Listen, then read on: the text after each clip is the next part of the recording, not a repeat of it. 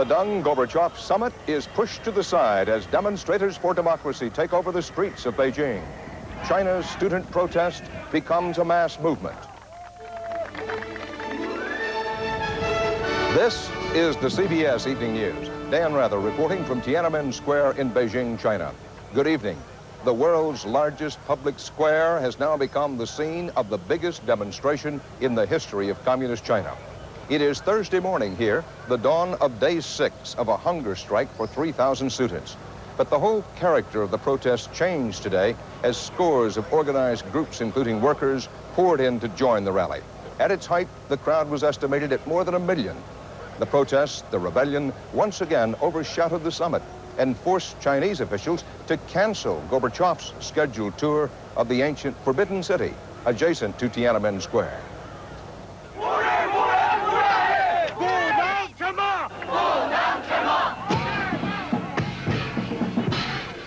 The strike took on the look and feel of an organized, disciplined mass movement. Armies of volunteers supplied everything needed to keep it going indefinitely. Medical care for the hardcore hunger strikers was the first priority. They estimated that 800 had been hospitalized by late in the afternoon when we went back into the square. The government no longer even pretends to control this area. Back there beyond that sea of people, under the picture of Mao, Tiananmen Gate, the gate to the Forbidden City. That's where the Gorbachevs were supposed to go. As you can see, there was no way the government could get them in there. Unending lines of workers, elderly people, families with children converged on the world's largest public square. Among the protesters today, we've seen these developments. First of all, there are many more of them. Secondly, you begin to see government workers from the Foreign Ministry, the Ministry of Health, the Ministry of Education taking part.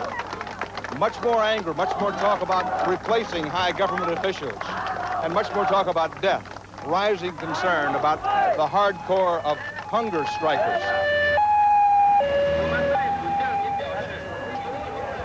Some parents came to search through the crowd for their children. We asked this woman, factory worker, if she had a child among the hunger strikers. She said, "These are all our children. These are the people's children. If the government pressures them, we'll risk our lives with them."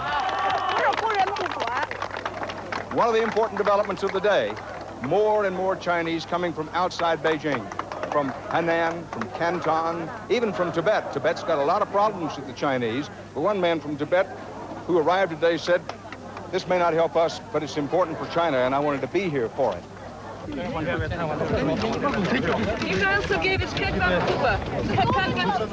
Mikhail and Raisa Gorbachev went ahead with their trip to the Great Wall of China today, outside Beijing, and had a friendly exchange with some Chinese tourists. But for a Soviet leader to come to Beijing and not be able to visit the legendary Forbidden City was another humiliation for his hosts. He did go back to the Great Hall of the People for the major address of his visit, but he had to go in the back door. There was trouble at the front.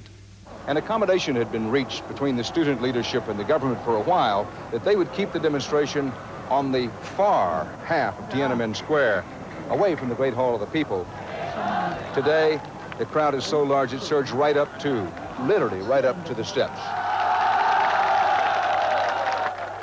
Gorbachev told his audience of Chinese academics that the Soviet Union would never again try to impose its form of communism on another nation.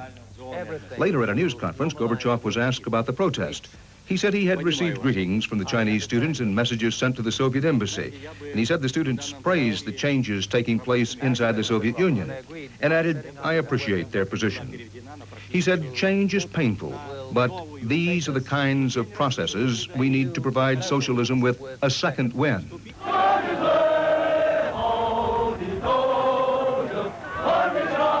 The mood, the sense, the feel out here today is the protesters, they believe that they're on the brink of forcing change. Change in the Communist Party, change in the government. What kind of change? They're not quite sure. One of the things the demonstrators have been insisting upon is a freer press, and that's one battle they are winning.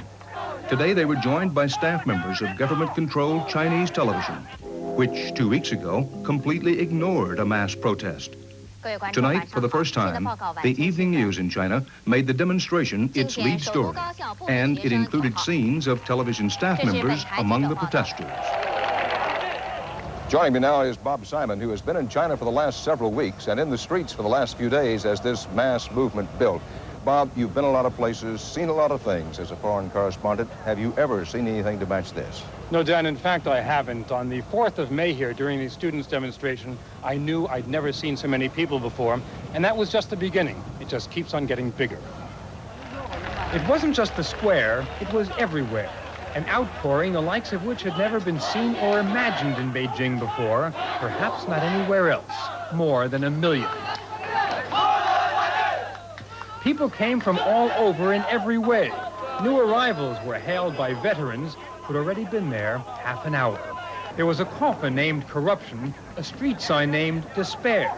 Those were twin themes of the day. Corruption must end, students must not die. People did not seek anonymity in a mob. They advertised themselves and their participation and proudly proclaimed who they were. Communist workers looked like they'd marched right out of a May Day parade. Radio Beijing. They didn't even report the demonstrations until a few days ago. CITIC, China's biggest trading company. Businessmen sick of payoffs, demanding a clean sweep. Christians and travel agents and railway workers chanting, "We love the students." Imagine that. There was a red-bannered contingent from the Ministry of Culture. The Ministry of Culture. There were motorcyclists, medical students, and students of music. Many songs were sung, all of them somehow hoping to harmonize into a swan song for the old order. There were hijackings, friendly takeovers of trucks, while Marxist, Maoist slogans were being thrown back into the faces of the authorities. This one says, "Workers of the world, unite." 2 appeals were being made in the streets of Beijing today, in posters and proclamations, chants and songs. Talk to us and save our children. Dan, of the more than 1 million people who've been on the streets, I don't think a single one was there to get his or her picture taken. These days, with so much of the news we covered being manufactured for us, there's something refreshing about being so close to something that is so genuine and so spontaneous. Good point. Thank you, Bob. We'll be back in a moment with more breaking news from Shanghai and elsewhere in China as we continue our special series of reports on 2 communist giants amid a revolution in the communist world. Gorbachev, China, and the new face of communism.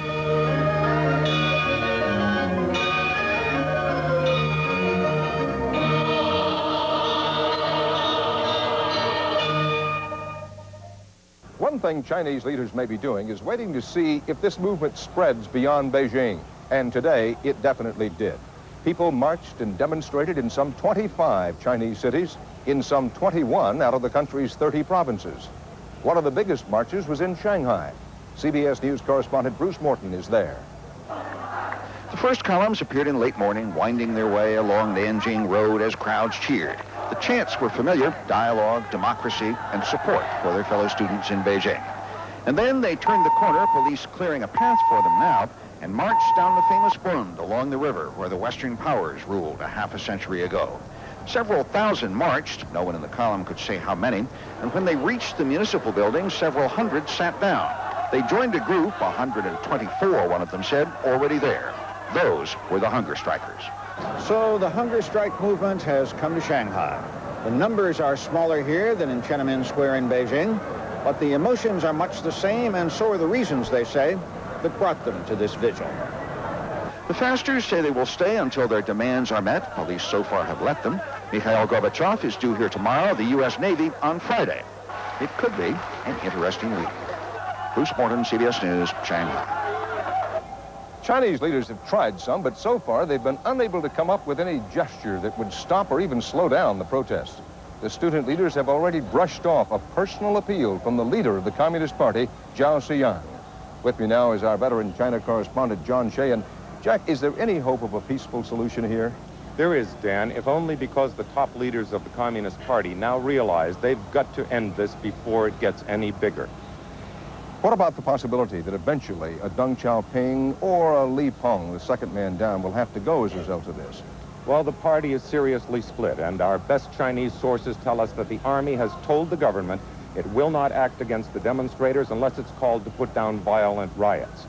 At the top, there's great anger on the part of the hardliners who advised in the beginning to crack down early.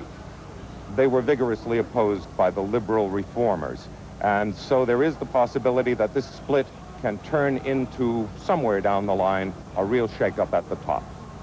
Any chance that the Communist Party, which does have a grip on the government and the administration of the country, will fall as a result of this?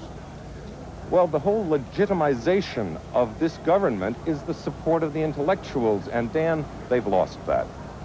Jack Shahan, thank you very much. I'll be back with the other news of the day in a moment.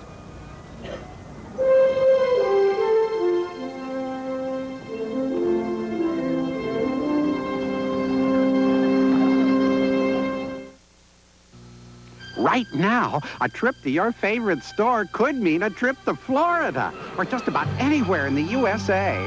It's the Holiday Inn Great Vacation Giveaway. Just look for these specially marked Procter & Gamble packages for a chance to win one of 1,000 Holiday Inn vacation packages. And everyone instantly receives the Holiday Inn bonus offer. Buy your first weekend night and get a bonus second night. So don't just sit there. Shop your way to a great vacation. Going to Providence St. Mel in the heart of Chicago is something special because almost every graduate goes on to college. And thanks to the people at Dow, we get scholarships, money for this old building, even books and tuition so my teacher could go after his PhD. Says he'd love to pay Dow back with a scientist. Yes, you can make a difference in what tomorrow brings. Maybe this scientist. Dow lets you do great things. Oh, boy, fruit and fiber. No, it's new. Fruit and fruit and fiber. Beg your pardon? Mm-hmm. Well, you see, We're making yet another well-advertised departure. This time, East Germany, the first of 10,000 soldiers and 4,000 tanks to leave under cuts announced last year, headed for home. In Washington, the Organization of American States opened its first special foreign ministers meeting in 7 years to debate the Panama situation. The U.S. wants a resolution calling for Manuel Noriega to step down. In Panama, Noriega's strong-arm tactics took the steam out of today's planned general strike. Juan Vasquez is there. The challenge to Noriega fizzled out early today. Faced with the threat of losing their businesses if they closed, practically every store opened on time. The government says the strike is illegal, so we have to open, he said. Others complained that police were cruising down the street to see who joined the strike, and that was enough to scare those who might have. Even the anti-Noriega Chamber of Commerce told its members to decide for themselves whether to join the strike. After last week's violence, few want to confront Noriega's troops. The Panamanian people, they're not afraid, they're not cowards, but they're good people. They don't understand this kind of game. Noriega, who hadn't been seen in public for 2 weeks, made his first comment since the election. In an interview with French television today, he denied that last week's violence was officially inspired. It was not the governmental police forces that committed the violence. It was clashes between the opposition parties. That sort of thing takes place anywhere in the world. By waiting a week since their last action, the opposition seems to have lost momentum. Noriega's waiting game has given him time to get a second wind. Time for the opposition to make mistakes. Juan Vasquez, CBS News, Panama City. A West German court today sentenced Lebanese terrorist Mohammed Ali Hamadi to life in prison for the 1985 hijacking of TWA Flight 847. It was the maximum penalty under West German law. During the 17-day ordeal, U.S. Navy diver Robert Steedham was beaten and murdered, shot to death. Hamadi has denied killing Steedham. He blames it on an accomplice who remains at large. A U.S. government report today touched off worldwide market rallies with word that record American exports for March narrowed the nation's trade deficit. CBS News business correspondent Ray Brady has details. In money pits around the world today, they were scrambling to buy the American dollar, sending its value up by 3 yen against the Japanese currency, a tremendous one-day rise. It's definitely going up. It's going up in a big way. The buying was set off by an improvement in the nation's trade deficit, which narrowed to $8.8 billion in March. and that helped pick up prices on Wall Street as well. The Dow Jones average rising nearly 9 points in heavy trading. One problem in all this, the higher the dollar goes, the more expensive it becomes for foreigners to buy American goods.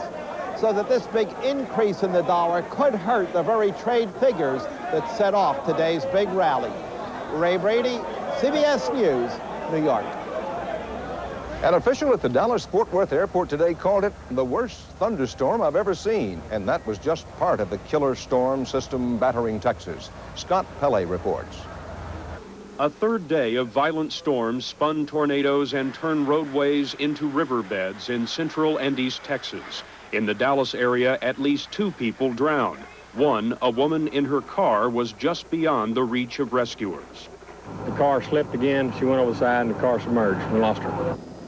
High water forced the closing of many schools and the evacuation of hundreds of residents living in low-lying areas. In the central Texas town of Jarrell, one woman was killed when a tornado swept through, splintering houses and rolling a dozen trucks off the highway.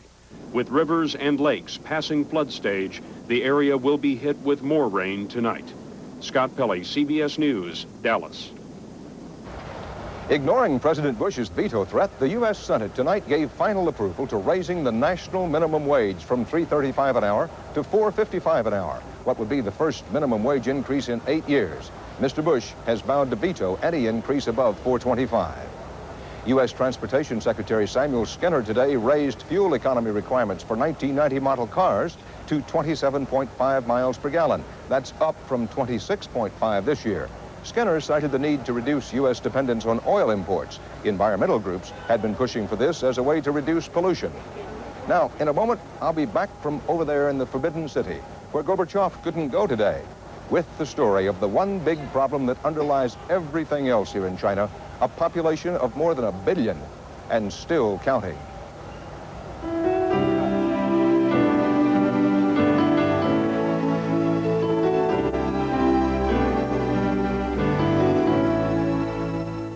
In the 500 years that the emperors ruled China from this forbidden city, this doorway and this narrow corridor led to the bedrooms of the imperial concubines. At that time, China's rulers believed that her strength, her power, was in her numbers. How times change. Today's communist rulers know that there's no way to meet the rising expectations of the 1 billion Chinese outside these walls until and unless the population time bomb is somehow diffused. Susan Spencer reports on the struggle to limit the number of the new faces of China.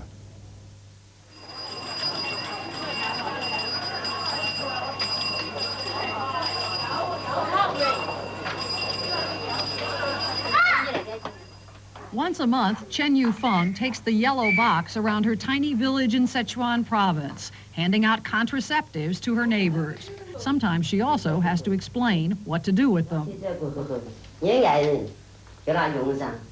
But neither she nor any of the other volunteers at the local clinic questions the need for China to control its population.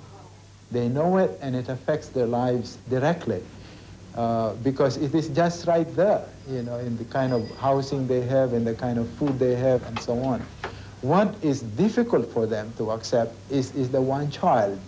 If there were no family planning policy, she says, I would very much like to have 2 children.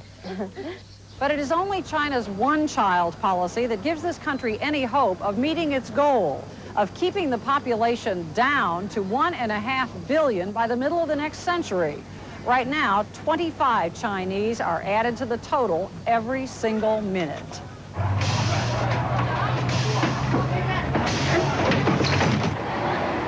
In urban areas, though, most couples do have only 1 baby, prodded by constant messages from the government and nosy neighborhood committees. Central authorities set community quotas, so many babies per year. Local leaders then decide who gets to have them and who doesn't. So she knows from these records what every woman in the neighborhood is using for contraceptives? Given the social pressure and the housing shortage, one-child urban families like Yang Zongyu's dutifully go along. What would happen if your wife got pregnant accidentally? we would go and ask for induced abortion. Mm-hmm. Even if a woman did hesitate, most who are pregnant without permission are persuaded to have an abortion early on.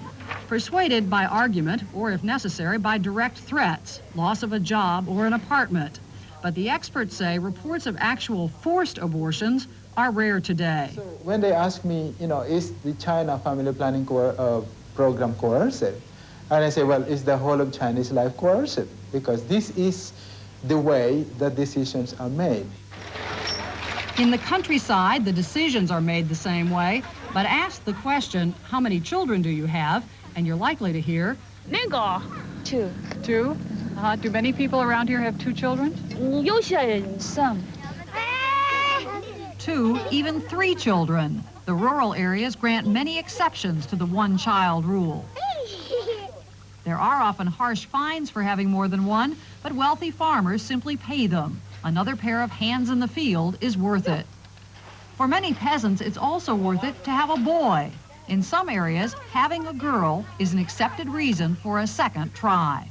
They said, well, all right, we have a one-child policy, but when we say one child, we mean 1.7.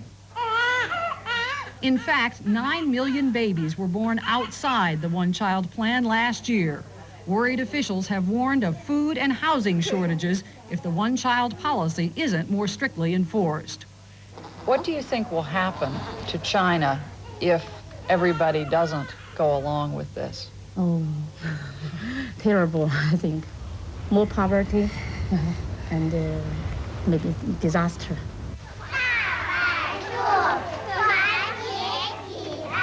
Total compliance with a one-child policy would have meant a China with no brothers and sisters, no nieces and nephews, where parents doted on spoiled only children.